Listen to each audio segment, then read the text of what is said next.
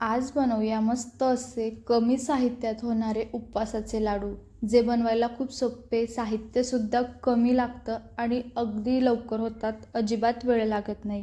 तर इथे तुम्ही बघू शकताय किती जास्त मऊ हे लाडू झालेले आहेत, खूप छान लागतात. चला तर मग लगेचच रेसिपीला सुरुवात करू. सर्वात आधी 1 वाटी भगर घ्यायची आहे. भगर छान अशी ओल्या कापडाने स्वच्छ पुसून घ्यायची आहे, कोरडी करायची आहे आणि भाजून घ्यायची आहे. भगर भाजत असताना ती जसं जसं भाजली जाते तसं तसा तिचा रंगसुद्धा बदलत जातो. तर इथे तुम्ही बघू शकताय भगरचा रंग थोडासा असा बदलत जातोय.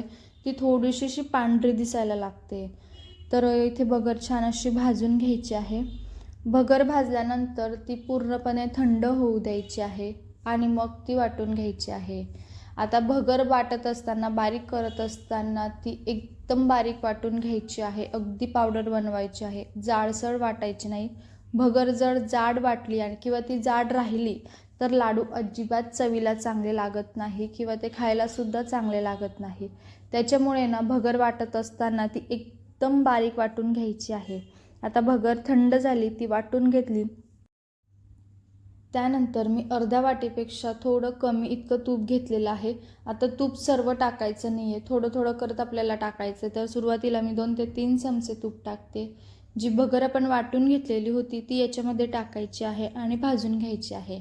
आता तूप सुरुवातीला कमी टाकायचं आहे, कारण जर सुरुवातीला खूप जास्त तूप टाकून दिलं तर ते आपलं जे पीठ आहे ते पातळ होऊ शकतं. त्याच्यामुळे जसं लागेल तसं थोडं थोडं करत आपल्याला इथे तूप टाकायचं आहे. आता जे राहिलेलं तूप आहे ते मी याच्यामध्ये अजून थोडंसं टाकते आहे आणि भाजून घेते. आता हे पीठसुद्धा जसं भाजलं जातं ना तसं थोडंसं हलकं होतं. जसं आपण रवा मैद्याचे लाडू बनवतो ना, अगदी सेम तसंच हे पीठ भाजून घ्यायचं आहे. जे राहिलेलं शिल्लकचं तूप होतं ते सुद्धा याच्यामध्ये मी सर्व टाकून देते आहे आणि छान असं भाजून घेते आहे. तूप सुरुवातीलाच आपण जर पूर्ण टाकून दिलं तर ते तुपाचं थोडंसं प्रमाण कमी जास्त जर झालं तर ते लाडू वळायला जमत नाही किंवा मग ते एकदम पातळ होऊन जातं. त्याच्यामुळे असं थोडं थोडं करत जर तूप टाकलं तर पीठसुद्धा छान भाजलं जातं आणि प्रमाणसुद्धा चुकत नाही. तर इथे बघा मस्त असं पीठ भाजलं जातं आहे. पीठ थोडंसं असं हलकं होतं आहे, त्याचा रंगसुद्धा थोडासा बदललेला आहे. आता पीठ भाजलं की गॅस बंद करायचा आहे आणि त्याच्यामध्ये ना 1 वाटी इतकी पिठी साखर टाकायची आहे. पिठी साखर तुम्ही रेडीमेड वापरू शकता किंवा घरीसुद्धा मिक्सरवर दळून घेतली तरी चालते. आता पिठी साखर टाकून ना ती व्यवस्थित असं मिक्स करायचं आहे. गॅस बंद करायचा आहे, गॅस चालू ठेवायचा नाही, नाहीतर लाडू ना कडक होतात. त्याच्यामुळे गॅस बंद करून घ्यायचा आहे आणि हे सर्व व्यवस्थित असं मिक्स करून घ्यायचं आहे.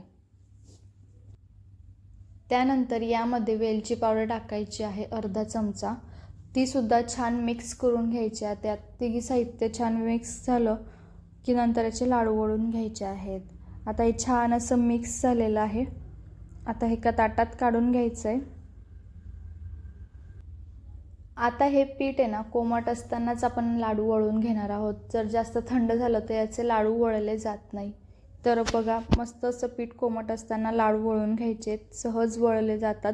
जर पीठ थंड झालं ना तर हे जे पूर्ण पीठ आहे ते मिक्सरच्या भांड्यामध्ये टाकायचं आहे. त्याला थोडंसं फिरवून घ्यायचं आहे, खूप जास्त नाही, अगदी थोडंसं.